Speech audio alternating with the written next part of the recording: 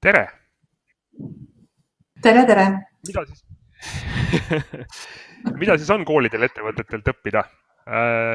Meil Mari-Liisiga oli minul ettevõtte ja Mari-Liisil koolijuhina võimalus sellel kevadel sellesse natukene sisse vaadata. Ja see käis ühe väga põneva programmi kaudu, mille nimi oli koolijuhtide praktikaprogramm, haridusjuhtide praktikaprogramm, täpsustus. Ja haridusjuhtide praktikaprogramm sündis Heateo Haridusfondi ja Tallinna Haridusameti koostöös, mis siis seadis endale eesmärgiks edukate ettevõtete juhtimiskogemusest õppida ja loodetavasti ka mõnesid nendest saadud teadmistest koolis rakendada.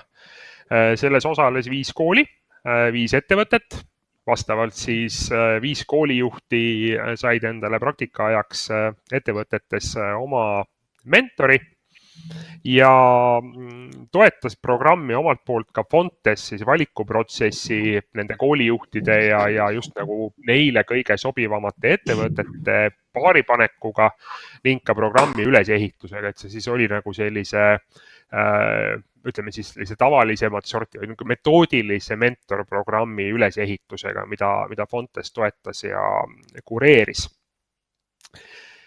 Ning nii, kokku oli planeeritud kestvusprogrammil 3 kuud. Koolijuhid täitsa need 3 kuud vähemalt plaani järgi, natukene viirus siin muutis asju, aga vähemalt plaani järgi töötasidki nendes ettevõtetes, täitsid ettevõtete antud ülesandeid, nagu praktikant ikka olid ettevõttes tegelikult tööl. Ja annan veidi võib-olla TransferWise'i vaadet siia juurde, aga nii palju kui kuulda oli see siiski nagu suhteliselt tavaline, et erinevates osakondades täidetigi vahelduvaid ülesandeid, et ei olnud see koolijuht nagu siis surutud kuskile konkreetsesse kabinetti või laua taha tegema mingit ühte asja, vaid päris palju saadi siiski ka nagu laiemat ülevaadet sellest, milline ühe erasektori institutsiooni probleemide diapasoon on. Ja neid erinevaid tööülesandeid toetasid siis koolijuhi ja mentori regulaarsed kohtumised. Kellel täpselt kuidas, aga eks me siis Mari-Liisiga samamoodi regulaarselt rääkisime natukene läbi, millised need väljakutsed, õpikohad, huvitavad avastused on ettevõtte töö juures ja pisut siis proovisime leida ka võimalusi sealt midagi tööle rakendada. Koroonaviirus pikendas programmi küll suvesse ja minu ja Mari-Liisi jaoks ei ole see veel võib-olla päriselt läbi saanud, et oleme siin paari teemaga töötanud ka veel natukene pikemalt edasi. Kuid laias laastus võib etteruttavalt küll, aga kokkuvõtvalt võib öelda, et programm on läbi saanud ja loodame näha, et see ei jää ainult piloodiks, vaid läheb kunagi edasi.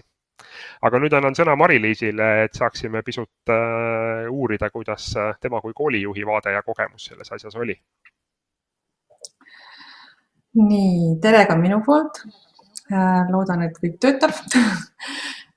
Mina siis räägikski sellest, miks ma kõigepealt sinna programmi üldse läksin. Ütleme, et olin koolis siis olnud juba juhina tööl 5 aastat ja hakkas tekkima selline tunne, et kõik on juba selgeks saanud ja tean, kuidas asjad käivad, kust saab raha, kust ei saa raha ja nii edasi, eks juhid teavad, millest ma räägin. Ja siis ma soovisingi teada, et kas siis nüüd ongi niimoodi, et muid variante ei olegi, et minu jaoks ei ole nagu sellised lõplikud lahendused võimalikud ja soovisingi siis teada, kuidas ettevõtluses päriselt siis käib eelarvepoliitika, kuidas värbamine käib, kuidas motiveerida inimesi, kes on kaua aega tööl olnud või kes vajavad pidevalt motiveerimist. Loomulikult tahtsime saada inspiratsiooni. Ja minu jaoks on alati olnud ka probleem see, et õpetajaamet on olnud 200 aastat ühesugune, et minu meelest see ka ei ole jätkusuutlik ja soovisingi nagu saada just inspiratsiooni selles valdkonnas.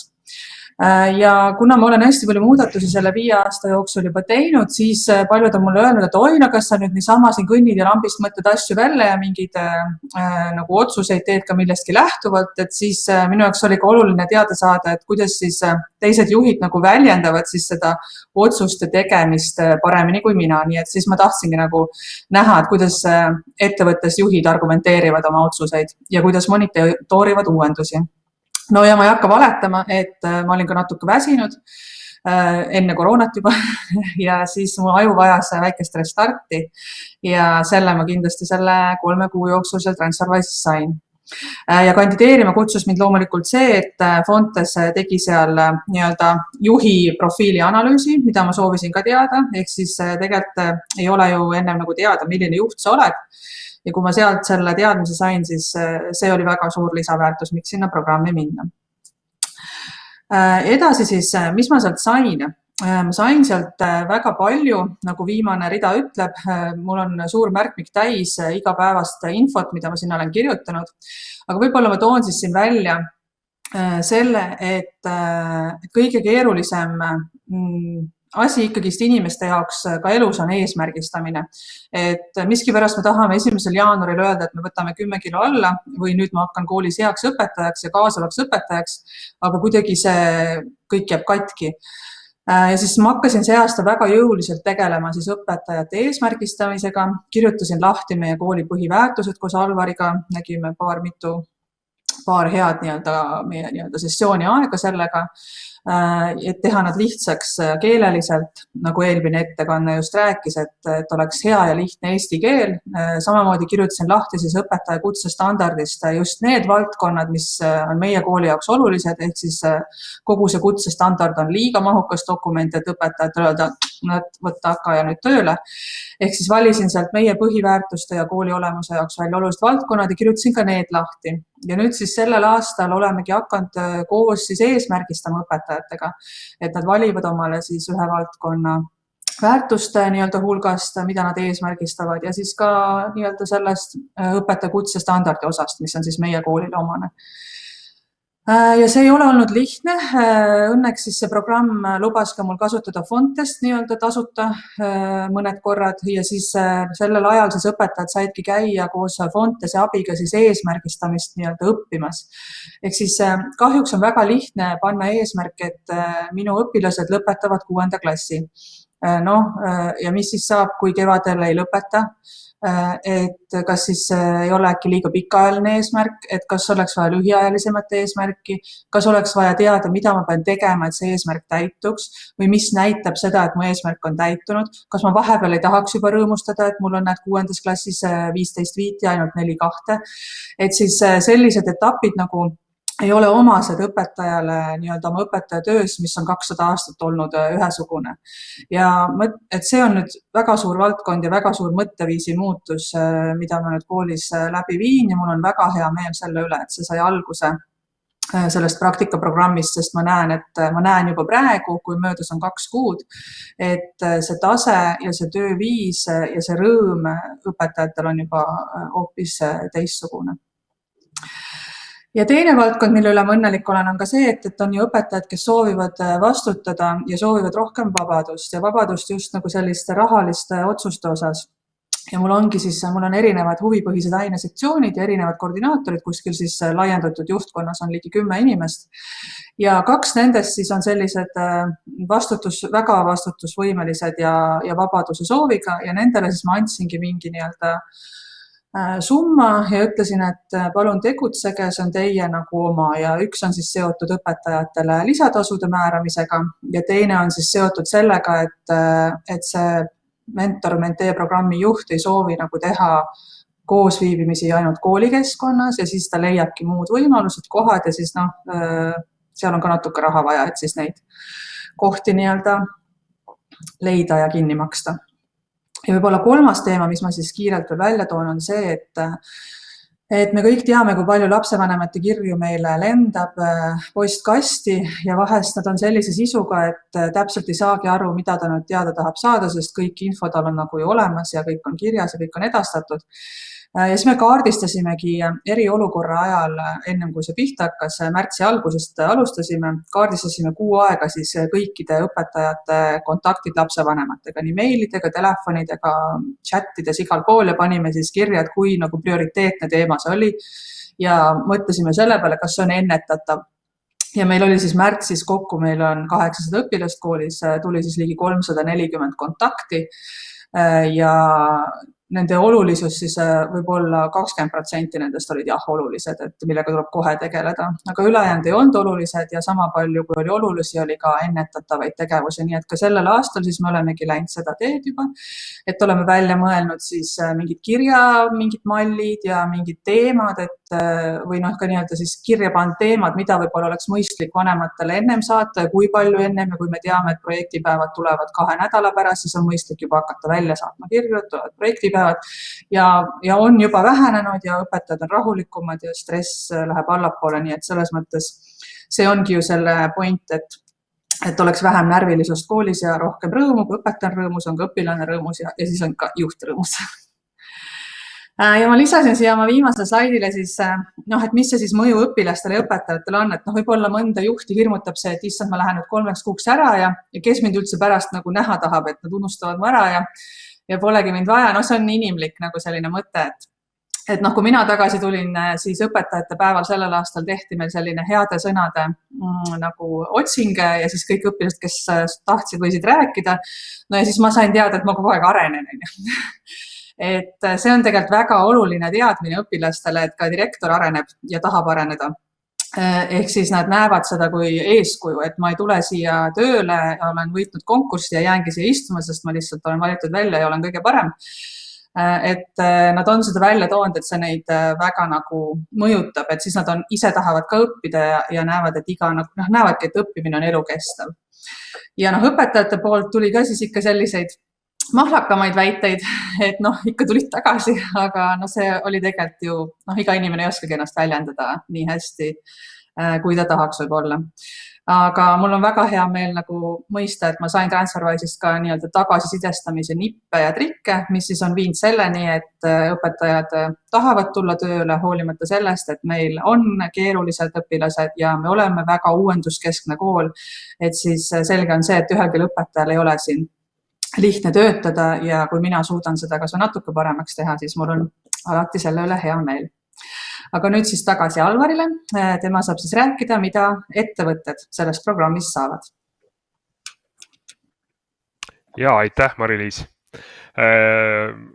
Kindlasti on nii, et igasuguse mentorluse või üleüldse igasuguse 2 osapoolt hõlmava programmi käigus, kui see ei ole kuidagi otseselt sinna formaati sisse kirjutatud, siis ma usun, et mõlemad ikkagi peaks proovima ka midagi saada, sellepärast et saada ju alati on, eriti kui suhelda inimesega kusagilt teisest valdkonnast või teisest eluvaldkonnast.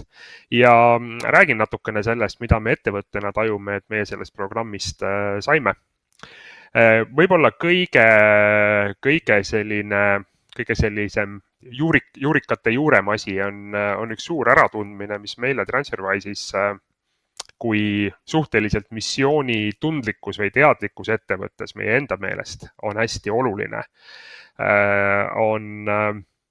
On see paralleel ja see samastumine just, et nii koolis kui tegelikult mina usun, et igasuguses ettevõttes, aga kahtlemata siis TransferWise'i jaoks on see ühine missioon hästi tähtis. Ja see on õigupoolest ju see asi, et miks me kusagil oleme. Miks on õpetajad koolis, miks on töötajad ettevõttes. Ja kui see on nüüd ühine ja jagatud, siis me saamegi olla kindlad, et me kõik nagu võimegi minna nii-öelda oma teed, oma tundidesse ja oma kabinettidesse ja oma projektidesse ja et me tegelikult nagu teenime ühte suuremat eesmärki. Ja see on ka see koht, kus tegelikult tuleb tõeline motivatsioon, et siin võib olla nagu natukene isegi ebamugav sellist eraettevõtet ja võib-olla endaga päris kenasti hakkama saavat eraettevõtet ja siis alatises rahahädas olevat haridussektorit kõrvutada. Aga see paralleel on siiski tugevasti olemas ja minu jaoks oli nagu hästi siuke inspireeriv ja toetav ja soe tunne nagu näha, kuidas me mõlemad seda oluliseks peame ja kuidas see aitab meid siis ka inimestega tegelemisel ja nende motiveerimisel. Sest lõpuks nagu, kui see organisatsiooni missioon töötajad tõeliselt kõnetab, siis see ostab nagu midagi, mida see suvalise suurusega palganumbri eest kunagi osta ei saa. Ja panin selle siia esimeseks, sellepärast et see tõepoolest hästi palju on nagu selline fundamentide fundament ja suhestub just nagu selle miks küsimusega, miks üleüldse midagi teha.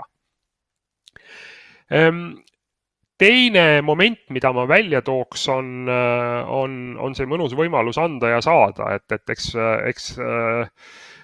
oli tore TransferWise'il olla programmi kutsutud ja oli tore anda selleks nõusolekut ja lootsime, et meie tegemistest ja tõekspidamistest ja praktikatest on midagi siis ka sellel koolijuhil kaasa võtta, kes meie juurde pärastpoole tuleb. Aga natukene laiemalt me idealistlikumalt samuti, aga laiemalt vaatasime, et tegemist on ikkagi sellise praktilise võimalusega midagi ka siis nagu ära teha lisaks rääkimisele, et haridus on oluline ja küll tahaks, et edeneks ja küll tahaks, et reaalteaduste suunal liiguks rohkem huvilisi. Et me ikkagi nägime, et me saame sel moel panustada ühiskonna arengusse ja ise ju lõpuks kõik nagu sõltume sellest samast ühiskonnast, et ka suvaline ettevõte tahab endale lõppkokkuvõttes ikkagi leida töötajaid, kes teenivad neid samu väärtushinnanguid, mis meil kui ettevõttel on ja mis saaks olla siis parem, kui proovida sellele kuidagi nagu varakult ja küll pika ringiga, aga loodetavasti siiski tõhus alus anda. Ja teine, kuidas me mõtlesime, me oleme teinud ka selliseid kooli külaskäike ja kutsunud endale õpilasi ja õpetajaid oma klassidega külla ja viis sellest meie jaoks mõelda on see, et õpilased külla kutsuda on ju tegelikult mingi asi, mis võib olla nagu päris mõjus ja anda mingeid signaale, aga mõjutab lõpuks igaüht neist ühe korra. Aga samas, kui me koolijuhti tema nagu juhi rollis toetame, see võib mõjutada kogu kooli aastateks ja tahaks loota, et enamikus koolidesse siis ikkagi tähendab ka arengut õpilaste jaoks. Ning kolmas, mida ei tasu üldse alatähtsustada, et see võimalus, et sa saad nagu kogenud juhilt väljastpoolt mingit sellist nagu sisukat ja mõtestatud tagasisidet, et see ei olegi nagu kuidagi nii ilmne või nii sage, et mina tajusin seda selgelt, et Mari-Liis kogenud juhina, kogenud koolijuhina andis hästi väärtuslikke perspektiive mõnedele meie siis ettevõttes juurdunud tõekspidamistele, sellele, kuidas me asju teeme ja paaril korral võib-olla ka näitas näpuga millelegi, mille suhtes saime tunda väikest piinlikkust. Et see tagasiside on kerge tulema niimoodi pealiskaudselt ja mööda minnes, aga et keegi nagu mitu kuud su ettevõtte siseelu näeb ja sel moel tagasisidestab, on väärtuslik. Ning võtaksin võib-olla kokku sellise suurema ja nüüd natukene äkki õpilaste poole pilku pöörava mõttega. Et heale ettevõtjale ju tegelikult alati meeldib, kui töötajad kaasa mõtlevad. Ja omaette väärtus on töötaja enesejuhtimise võime. Ning siin juba ka kahes eelmises ettekandes tegelikult oli sellest samast natukene juttu, et aina rohkem ühiskond vajab inimesi, kellel oleks nagu hea enesejuhtimise oskus, kes oskaks küsida seda miks küsimust, oskaks enda tegevust planeerida ja mõtestada. Ja ei ole küll mitte mingit põhjust, miks need oskused ei võiks arenema hakata juba koolis, juba varasteski klassides, sest lõpuks niimoodi me siit elust võimalikult nagu rahulolevana, ma usun, ja ka tõhusa ja efektiivsena ju läbi tuleme, et kui me oskame juhtida enda aega, oskame mõtestada ja eesmärgistada seda, mida me üleüldse teeme ja lõpuks, et me ka nagu näeme, et me ise oleme ikkagi oma enda arengu eest vastutavad, et mitte keegi teine tegelikult ei saa meile nagu ette öelda, kuhu me arenema peaksime, sest need suunised ei pruugi olla nagu meie enda omad. Ning lõpuks, et seda õpilased õppida saaks, siis loomulikult peavad sellesse uskuma ja suutma kaasa mõelda ka õpetajad ja lõpuks kooli juhtkond.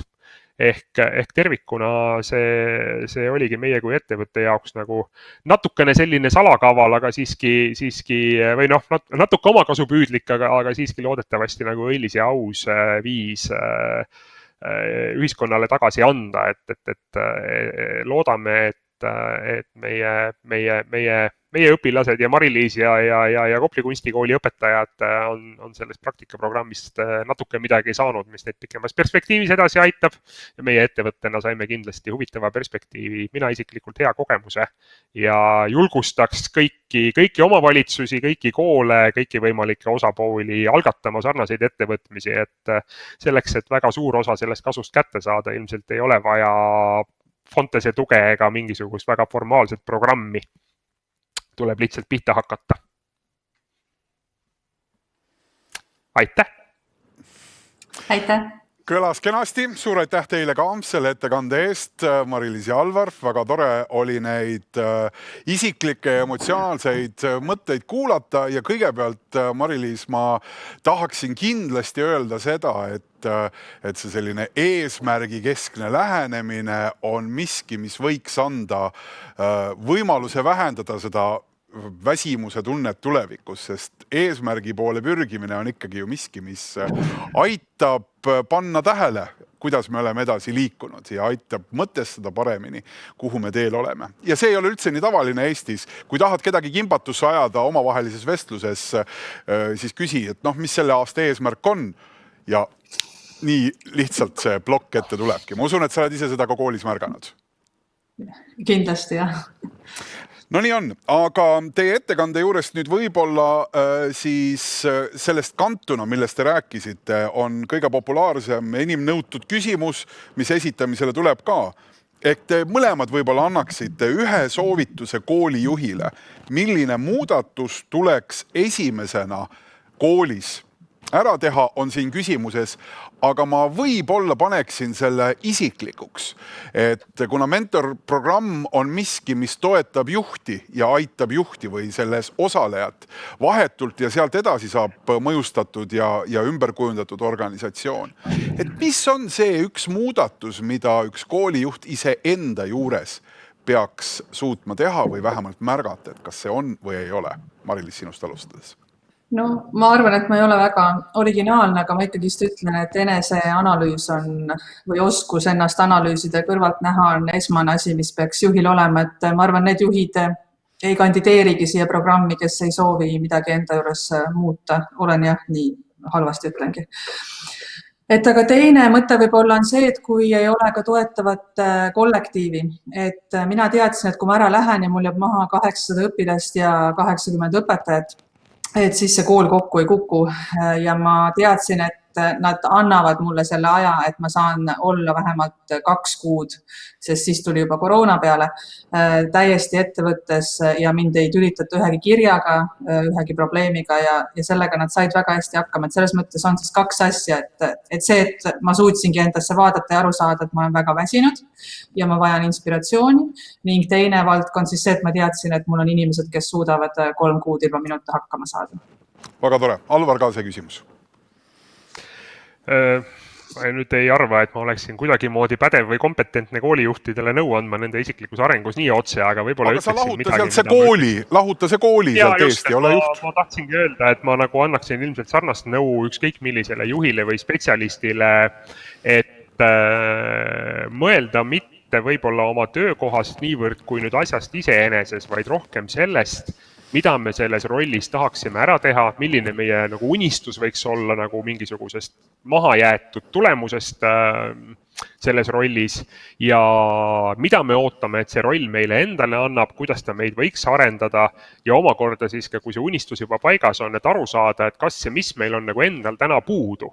See mõnes mõttes on see sama, mida Mari-Liis ütles, et tuua see pilt sinna tasemele, et millist nagu lõiku minu elurajal see konkreetne tööroll tähistab ja kuidas ma ise pean arenema siis, et olla see mina, kes ma selle lõpuks tahaksin olla. No väga tore. Ühesõnaga, te kumbki ei mõtle seda, et see eneseanalüüs võiks käia sellel tasemel, millega me tegelikult kõik väga hästi toime tulema. Iga kord, kui lähed peeglist mööda, päris lahe ja lähed siis edasi, et natukene võib-olla sügavamaks. Aga suur aitäh kõigepealt selle programmi ellukutsujatele ja siis kõigile neile ka, kes osalesid ja sellest enda jaoks tuge said.